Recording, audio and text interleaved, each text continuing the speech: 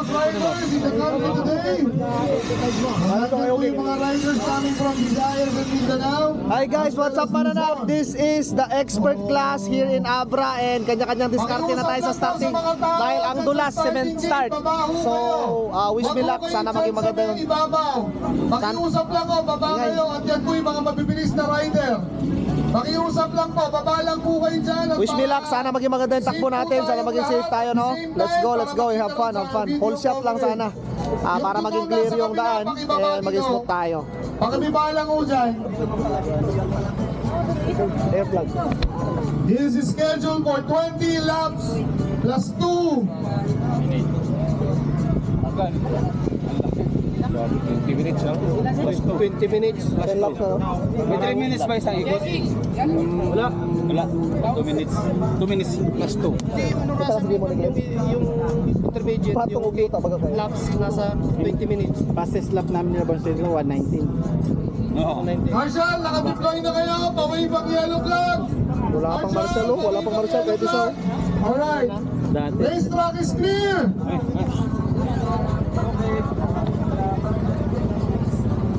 Bullshit.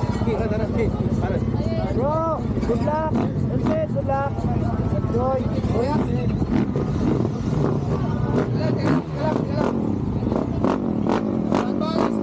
Stand by.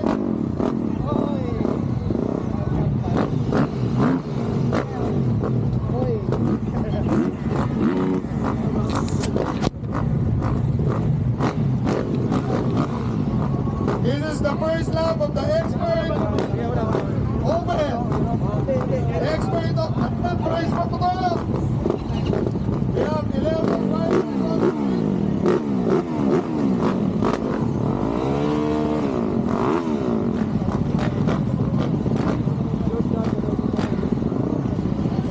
This is 20 minutes plus 2 laps of racing.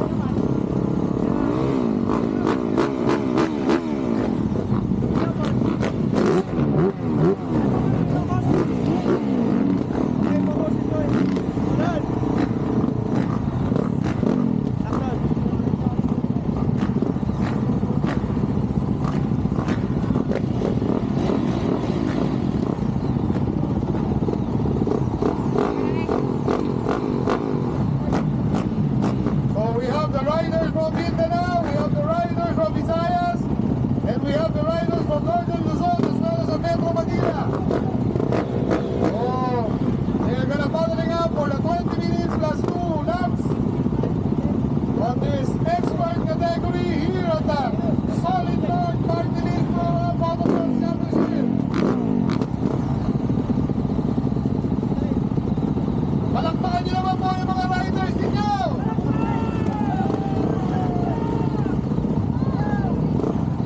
So, alis na yung mga tao dyan sa may likutan ng ano. Local, alis dyan. Alis na kayo dyan. Alis na. Manigo. Asan yung Manigo? Elsin Manigo.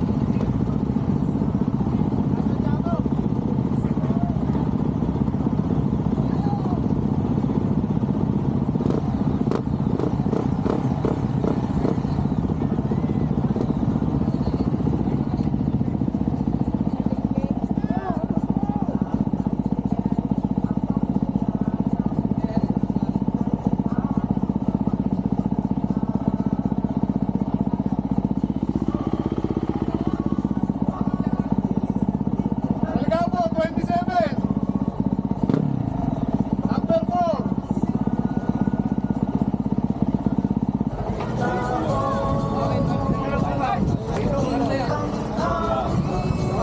Okay na. Okay, engine start.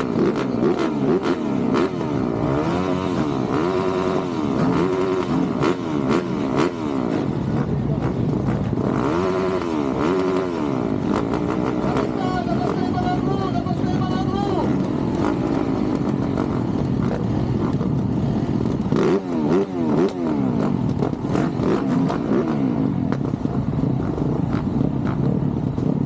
Alright, break up, 15 second mark.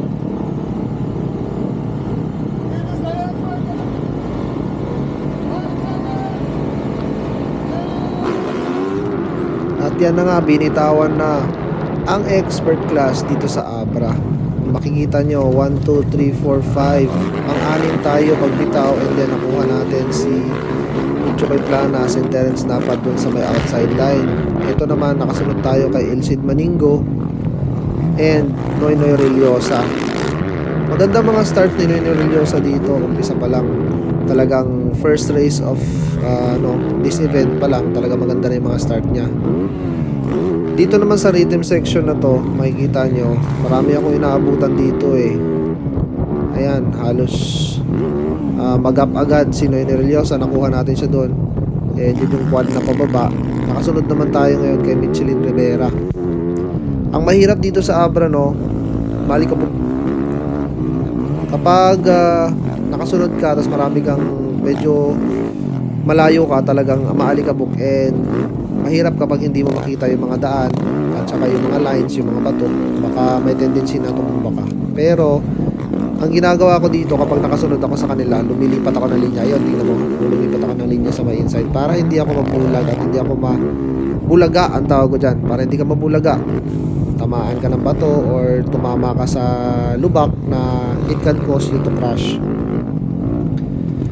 This is the second roller section dito sa track na to, and we are following Michelin Rivera because he got the whole shot in the expert class first heat.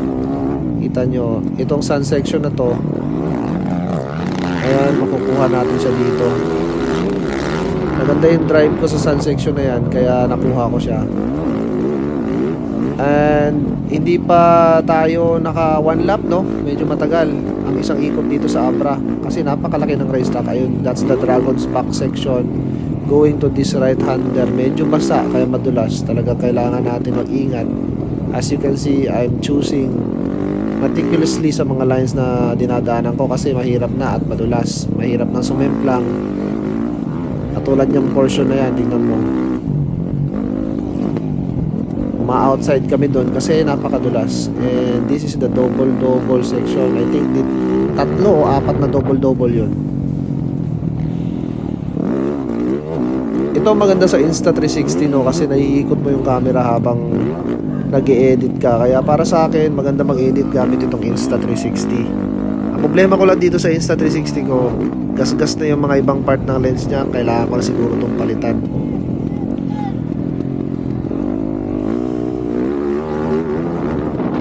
Medyo mahaba itong race na to. This is scheduled for 20 minutes plus 2 laps. So sa nag-request sa akin na gusto niya yung raw video, na buong race video ang gusto niya makita, ito na po yun, gagawin na po natin. Kaya medyo natagalan ako mag-upload nito dahil nag-free up muna ako ng mga storage. Nag-upload muna ako ng mga ibang video na nakalagay dito sa cellphone ko. Puno na kasi to, dalawang cellphone na 1 tera, puros puno, full memory. Ayan, medyo gumagap na tayo kay Michelin Rivera.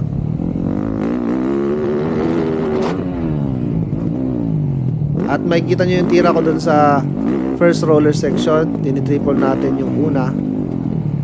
Kaya medyo, actually konti lang naman ang difference, no? Konti lang naman ang difference. And meron tendency na magkamali ka. Yun ang mahirap dyan sa triple na yun.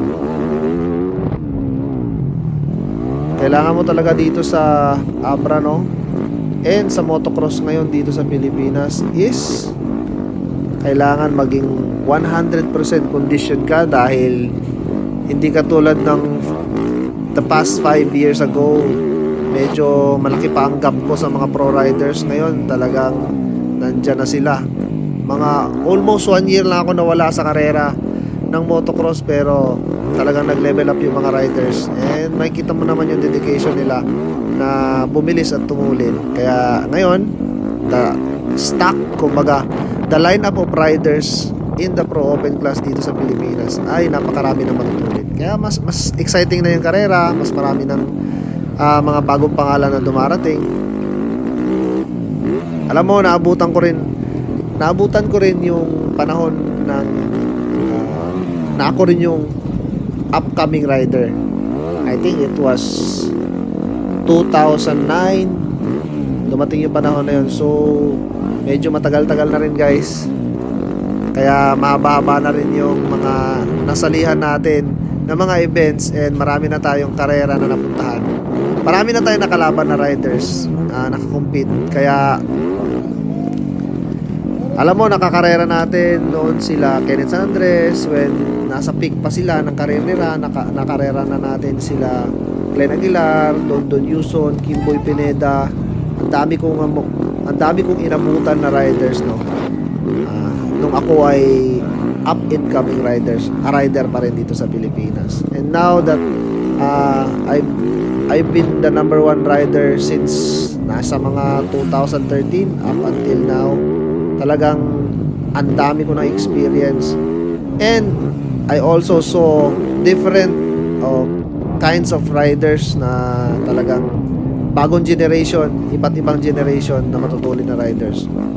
Hopefully, maging mas marami pang pro na tumulin dito sa Pilipinas. Actually, habang nagbabago yung sistema ng mga races dito sa Pilipinas, for me, it's gonna be good for the riders to improve dahil katulad nitong racetrack na to, napakalaki. Kumbaga, world class yung size ng racetrack na to, world class yung layout. Kailangan na lang talaga natin dito sa racetrack na to is good water system. Magandang patubig at tsaka babawasan yung mga bato-bato. Pero as I can see sa organizers ng mga karerang ito, they are trying their best, no, to improve and give the Filipino riders yun talagang the best racetrack experience dito sa bansa. Talagang konting patubig na lang na maganda, na hindi na umaalikabok. And siguro kasi sa Amerika napunta ako, nakita ko doon na-experience ko doon mismo na every day na may karera, nagtatraktor sila. Kinakalkal nila yung racetrack ng siguro nasa mga 2 feet deep na kalkal. Talagang napakaganda. Ang ganda ng effect sa racetrack kapag ganun. And it will definitely improve the riders speed kapag kinakalkal yung racetrack. Ang ginagawa nila, kinukultivate nila, tapos pinipino nila. Kaya one day may experience din natin yon kapag nagkaroon tayo ng mga organizers na talagang gustong i-improve yung mga racetrack designs, yung mga racetrack layouts. Kaya time will tell, no. Yun ang gusto ko mangyari din sa Pilipinas, and hopefully magkaroon tayo ng representation din sa government dahil nakikita ko ang daming representations, pero wala man lang sa motorsports, wala man lang tumutulong sa atin na mabigyan ng support itong mga riders na nandito sa Pilipinas. Mas lalo na yung mga up and coming na kids, yung mga bata na talagang makikita mo na malaki ang potential na gumaling and magdala ng karangalan dito sa atin. Ayun, tignan mo, trumipol ako and then na-overshoot ako sa gilid, kaya nakalapit si Michelin Rivera ulit. Yan yung linya ni Mitch, iba rin. Yung linya ko, iba rin. Yan ang maganda sa malaking racetrack is you can switch lines and you can be creative with your lines para maging mas maganda yung drive mo and makita mo kung saan ba talagang mas mabilis na linya. That is the good part, no, dito sa Abra na racetrack. So you can be riding different lines and maraming place to overtake, no? And it's very high speed. Napakatulin ng racetrack na to. And we're back here in the sun section, no? As you can see, we are pulling away dito sa sun section na to dahil napakaganda ng drive natin. Siguro sa experience ko rin ito na nag-training ako sa Amerika, kahit na 2 days lang ako nakapag-training ng sun, pero ang laki ng difference nung knowledge and nung experience na yun para sa improvement ko sa sun. Then nagamit ko rin sa karerang ito. Syempre, if you don't have a reliable motorcycle in this race, talaga mahirapan ka. Kaya I wanna give a shout out to Yamaha Motor Philippines, no, for this awesome ride. And also gusto ko rin magpasalamat sa Ineos Motor Oil. Talagang very crucial yung oil na gagamitin mo. We are using Ineos Racing Spec kapag ganito ang karera. And syempre, kapag practice days naman, yung Ineos na fully synthetic 10W40 lang ang gamit namin para hindi masyadong mahal, hindi masyadong sayang, di ba? Practice lang naman eh. Pero pag ganitong karera, we are using the Ineos Racing Spec. Talagang kung mga karerista kayo, subukan nyo yan. Makikita nyo ang difference ng longevity, ng tibay ng makina. Kasi kapag race bikes, kailangan, di ba?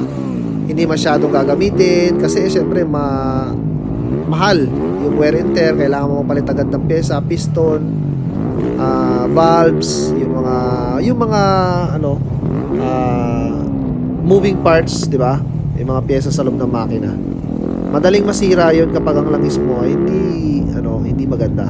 Kaya for me, since naging Ineos brand ambassador ako at nasubukan ko itong Ineos Racing Spec, talaga hindi na namin palitan and hindi na kami nagka-problema sa motor.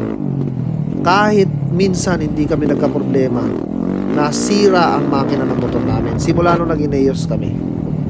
Kaya it shows, no? It shows that Ineos Racing Spec is very reliable. Very reliable sa mga race bikes. Kaya ang problema lang, no, ang Ineos Racing Spec is very limited dito sa Pilipinas. Kaya ako nung sinabi ko na kailangan ko ng Ineos Racing Spec for 3 years na stock. So nagpa-stock ako and talagang tinago ko yung mga Ineos Racing Spec ko na oil. Tinago ko na para maubusan man sa market, ako meron akong gagamitin. Eh napagbigyan naman tayo ng Ineos, binigay sa atin yung napakadaming stock ng Ineos Racing Spec. Hopefully madagdagan pa, hindi pa maubusan this year kasi it's very reliable mga idol. Pero the Ineos Full Synthetic 10W40 naman is ayos naman siya. Malaki talaga ang difference kapag ang oil mo is reliable. And I change up my line. Ayun, nakasunod pa rin si Michelin Rivera, pero meron ng gap, no? Lumipat ako sa inside dito kasi medyo tuyo. Mas maganda yung linyahan kasi tuyo ang daan. Iiwasan mo lang konting, hindi naman it's rider's preference kung saan siya dadaan. Where he is comfortable, kung saan ka komportable, doon ka dumaan, di ba? Ayan, we are already in the 17-minute mark. Napakalayo pa ng karerang ito. The whole video is almost 40 minutes, no? Medyo mahaba itong karerang ito. Pero tiisin nyo lang guys kasi gusto nyo yan eh. Gusto nyo ng full video, so gagawin natin yan. Siyempre, I wanna give a shout out to Sec Moto Supply for my helmet Aero. I only trust Aero eh. Para sa akin, Aero saved my life, no, from injury many times kasi napaka-importante na maging safe yung ulo natin from injuries kasi yan ang mahirap. Kaya simula nung nag-aero ako, hindi na talaga ako lumipat. Sabi ko nga kay Sec or kay Boss Brian na yung mahabang kontrata para tuloy-tuloy na tayo. And speaking of contracts and speaking of sponsors, no, napaka-importante sa mga sponsors yung maging loyal ka, no?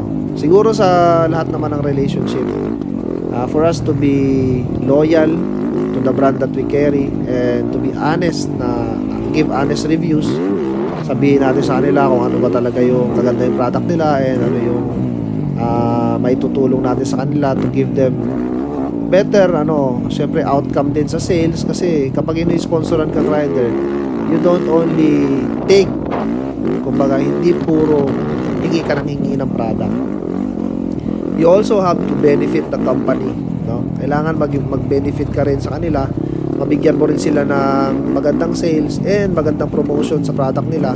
Kaya napakahirap na kumuha ng mahabang contract dahil siyempre itong mga sponsors is tinitingnan naman not only your performance but how you carry the brand.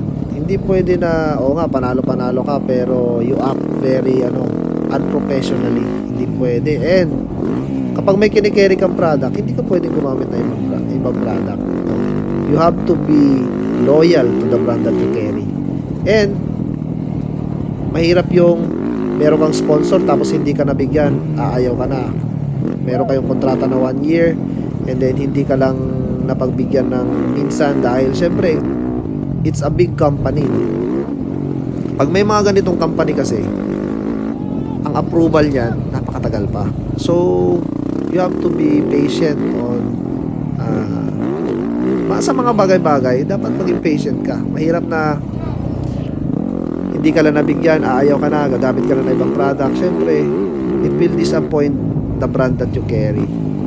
Kapag gano'n na nangyari, tatatak na sa pangalan mo na hindi ka mapapagkatiwalaan and you lack patience, mahirap kang suportahan. So, the industry is very small. No? Napakaliit ng industry ng motorsports and ng motocross sa Pilipinas. So, if you already have a bad image na hindi ka magandang kausap, kakalat yan.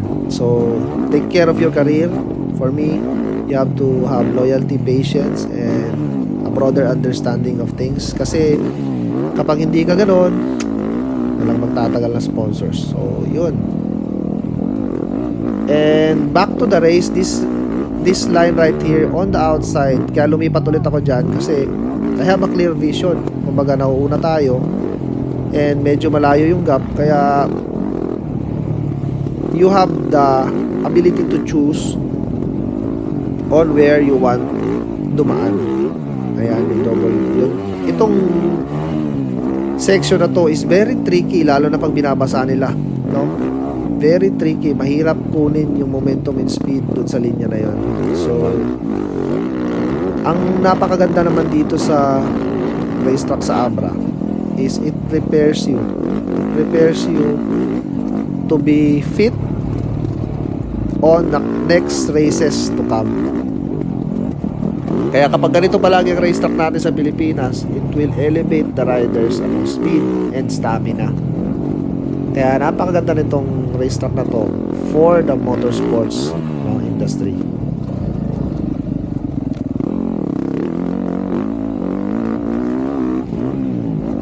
Kaya yun, I wanna give a shout out to Kong Mayor JB Bernos and sa kanyang wife na si Congresswoman Ching Bernos, mga ninong at ninang bayan sa kasal. So maraming salamat po for giving the motocross community a track and a platform kung saan tayo makakapagkarera.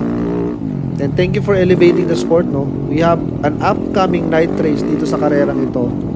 Ay dito sa racetrack na ito ulit, pero nilagyan nila ng ilaw, kaya it is very exciting, no? Kaya I think madodoble yung mga manonood dito sa race na to. Kasi night race na eh.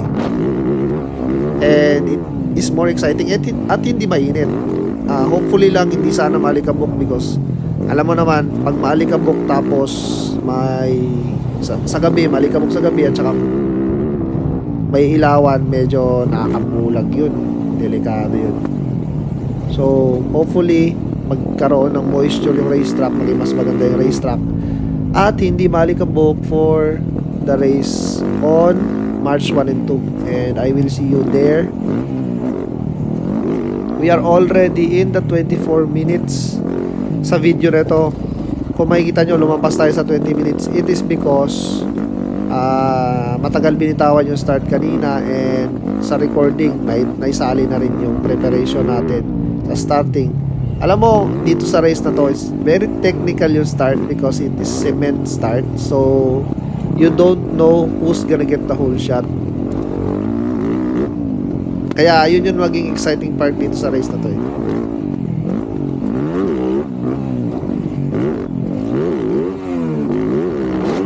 And I wish you could see personally, no? You could walk the track, yung ma-experience mo talaga ba kung ano ba talaga yung nakikita ko sa video ni Idol Bornok, kung ano ba talaga itsura nito sa personal. Nako, kung mapupuntahan yan sa personal, napaka-rough ng racetrack na to. And if you set up your suspension incorrectly, mahihirapan ka talaga sa race. So we have trouble setting up the suspension this race, pero buti na lang, no, naging maganda yung setup namin na napili, kahit na limited lang talaga ang oras namin makapag-prepare. Kasi galing pa kami ng Kinugitan, Misamis Oriental, no, after this race. As you can see, medyo malayo na yung gap ni Michelin Rivera. Nasa left side siya ng screen, no? Kaya nag-breakaway na tayo. Kaya yun, we're back to the, the topic kanina, na dumating kami sa race na this race kasi tuloy-tuloy siya from sorry.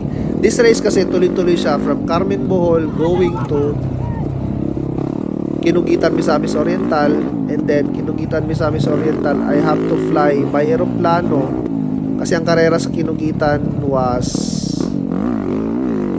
Thursday, and then kailangan ko lumipad via plane papunta ng Clark International Airport from Cagayan de Oro. So connecting flight yun, galing ng Cagayan, lilipad papuntang Cebu, Cebu papuntang Manila. So Cebu papunta ng Clark.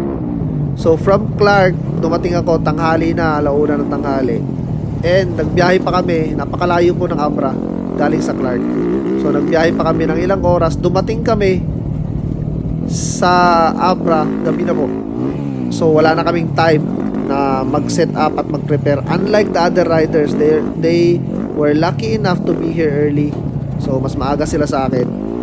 Pero buti na lang na set up namin yung suspension namin, and nakapagpahinga naman na mabuti, nakatulog ng maayos, no, the night before the race. Kaya we have a better performance, may panglaban tayo. Sa mga riders na mga bata, alam nyo naman na tayo yung oldest rider na tumatakbo sa Pro Open class dahil nga nag-retire na and lumipat na sa veterans class si Glenn Aguilar and Joby Saulog. Kaya tayo yung medyo may edad na dito. Ay, hindi pala, meron pa pala si Kimboy Pineda dito. So Kimboy is the oldest rider in the track, and then ako yung pangalawa. At yan, makikita nyo, medyo dumating na tayo sa latter part of the race. Medyo late na, kaya dumating na rin yung mga overlap. Yan, tignan natin kung sino itong na-overlap natin dito. This is Noynoy Reliosa. Kasi talaga sa karera, no, not only you have to be not only fit, but also fit in riding the motorcycle. Kasi si Noynoy Reliosa is very fit. Alam nyo, kumakarera yan ng mountain bike, tapos road bike, napakalakas magbisikleta niyan. So dapat napakalakas din ang resistensya niyan, no? Pero ang mahirap sa motocross, malakas nga ang cardiovascular mo. Ang problema naman is arm pump. Kapag na arm pump ka, nako, mabibitawan mo na po yung motor. Kaya yun po yung isang napaka-importanting factor in riding motocross, is your physical fitness, overall physical fitness, not only cardiovascular but also muscle endurance, flexibility, mobility, balance, and eye coordination, focus. So maraming factors ang kailangan i-consider, no, to be a successful motocross rider, lalo na sa pro class dito sa Pilipinas. And medyo nakat na nga yung video doon kasi naputol siya, pero we have a very big gap from second place. Medyo malayo na talaga, pwede na tayo magpahinga, mag-relax, pero it is already 29 minutes and 21 seconds dito sa video na ito, and I hope na hindi kayo na bored. Kaya talagang tinuloy-tuloy ko na yung voice over para makapag-uusap naman tayo, may kwento ko naman sa inyo yung mga bagay-bagay tungkol sa motorsports industry and actual race happening dito sa video ko. Ayan, tignan nyo, napakaraming bumbero na po niyan, no? Pero sa sobrang laki ng racetrack, hindi pa rin talaga nababasa lahat, no?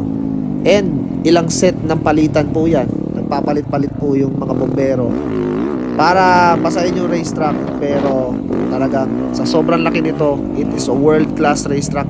Actually, parang ganito kalaki yung nakarerahan ko na racetrack sa Amerika, yung Red Bud. Ang tagal matapos sa isang ikot. Ang difference lang nila doon is the kind of dirt. Talagang walang bato doon. Wala ka masasagasahang bato sa Red Bud. Pero napakalambot ng lupa. Para kang lulubog. Kaya nga kapag nagmi-minor ka doon, kag nag-off ka ng accelerator, lumulubog po yung motor. Kaya gumigiwang-giwang ka. Parang kumunoy ba? Ito yung double. Going to the outside, napakalubak po nito. Kung alam nyo lang pa, napakahirap pigilan ng motor. Kaya na, kung makikita nyo yung mga pinopost na mga riders na meron silang mga paltos sa kamay, dahil po dyan napapaltos po talaga. And that is the checkered flag. We won the first race in expert class dito sa Abra. Ang ganda na racetrack, very challenging. I wish that the other organizers and here in the Philippines, no, can duplicate the dedication that the organizers gave to this race, no? Yung dedication nila na gawin itong racetrack na to, napakalaki po ng gastos nila dito. Grabe. And especially now na meron na silang ilaw. Kaya here in the tent, sinalumutan ni Sansan.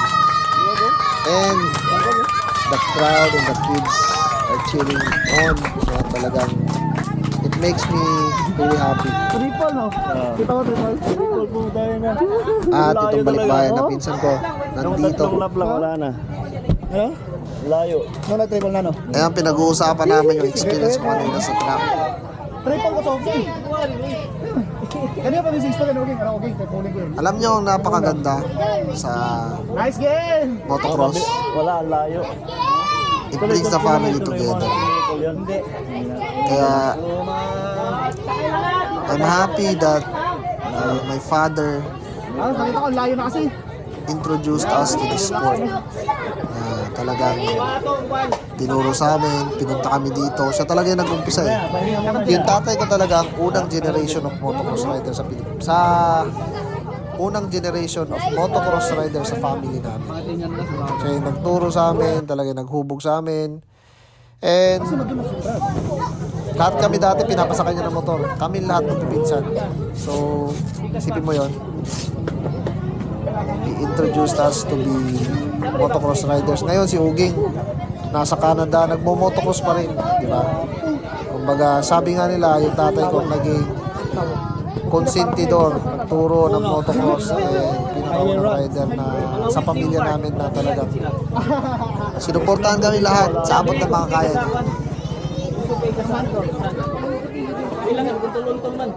Marami man struggles, no? Marami struggles sa buhay niya, pamilya namin, pero still nag-push through na rin ako magmotor dahil ito na nga yung career ko. And ito na rin, yung kapatid ko si Ronron, nag-enduro din. Alam mo, Ron is a very talented kid. Pero syempre, he has his own priorities. Nag-aaral siya. So yun, maraming salamat for watching this video. 34 minutes and 7 seconds. Medyo. At nagpapasalamat po ako sa mga tumapos ng video hanggang sa